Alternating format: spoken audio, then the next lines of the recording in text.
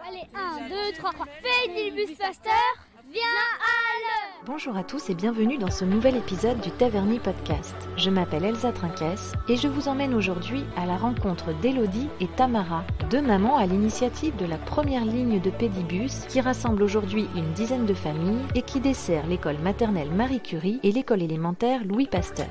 Le Pédibus, c'est un système de ramassage scolaire où les enfants sont pris en charge par des adultes en des lieux et à des horaires fixes pour aller à l'école à pied. Il est bientôt 8h, je me retrouve à l'angle de la rue de Bessancourt et de la rue de Paris. Je suis devant le petit panonceau, arrêt numéro 1. Élodie, enchantée. Enchantée. Bonjour. Bonjour. Bonjour les enfants. Tamara. Ah oui, vous mettez des petits brassards à tous les enfants. À tous les enfants. Afin d'apporter toute la sécurité et d'être facilement identifiables, adultes et enfants sont équipés de brassards réfléchissants. Donc pour les maternelles, on les garde avec nous. Et puis pour les primaires, on leur fait confiance, donc ils le mettent dans le cartable. On y va les garçons? Aujourd'hui, tu restes pas à l'école, d'accord? Tiens, je te donne la main. Donc là, on a deux enfants en maternelle. On a des CM1 et CE1. Et donc ça fait des copains qui se retrouvent et qui discutent. C'est ça. Après, c'est vrai que la démarche avait été parce que le matin, on voyait des enfants qui allaient tout seuls à l'école. C'est ce qui nous a amené à nous dire pourquoi pas le faire ensemble, sachant qu'on prend le même trajet. Est-ce que c'est les travaux du cœur de ville qui ont enclenché le Pédibus? Ça a été un des éléments qu'on a pris en compte et qu'on a essayé de mettre en avant pour les familles afin d'éviter qu'ils viennent en voiture. Outre l'intérêt de faciliter le trajet des familles, le Pédibus présente un avantage économique et écologique. De plus, il permet de lutter contre les risques de surpoids en offrant une activité physique quotidienne et favorise la responsabilisation des enfants en leur apprenant les règles de sécurité pour un piéton. C'est une de nos motivations aussi, de faire un peu d'éducation à la sécurité routière. Parce qu'après, ils vont peut-être certains d'entre eux aller à pied au collège.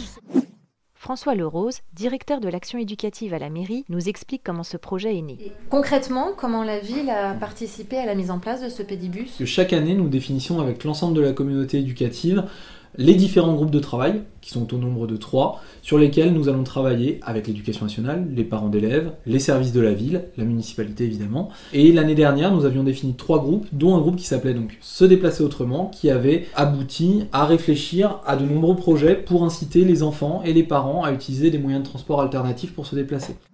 On avait ainsi travaillé sur la mise en place de projets vélo dans les écoles, de mini-séjours aussi vélo dans les accueils de loisirs qu'on a commencé à déployer sur les grandes vacances 2023. Et il y avait l'installation des racks à trottinettes notamment dans les écoles, des arceaux à vélo et bien sûr d'un pédibus qui était tombé à l'abandon et qu'on a décidé avec l'ensemble de la communauté éducative de réactiver avec 2 lignes sur Curie et Pasteur, et la mobilisation notamment des parents d'élèves pour remettre en place ce pédibus et avoir cette démarche un peu éco-responsable et citoyenne pour le bien-être des enfants.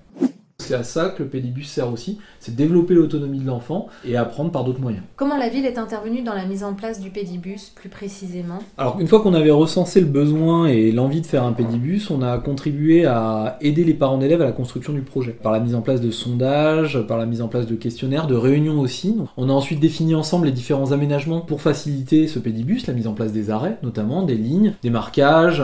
On a eu cette première phase de test qui avait été lancée en juin 2023 et il y a une première ligne qui a ouvert vraiment en septembre et là on va ouvrir la deuxième ligne prochainement.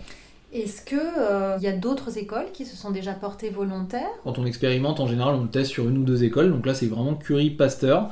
Pour l'instant, on est vraiment sur ces 2 écoles-là pour ensuite faire un bilan avec les parents d'élèves qui ont monté ce projet. Et pour ensuite, si ça fonctionne et si on a des parents volontaires, d'ailleurs, on en profite pour passer un appel aux parents qui souhaitent s'investir pour pourquoi pas le déployer sur d'autres écoles.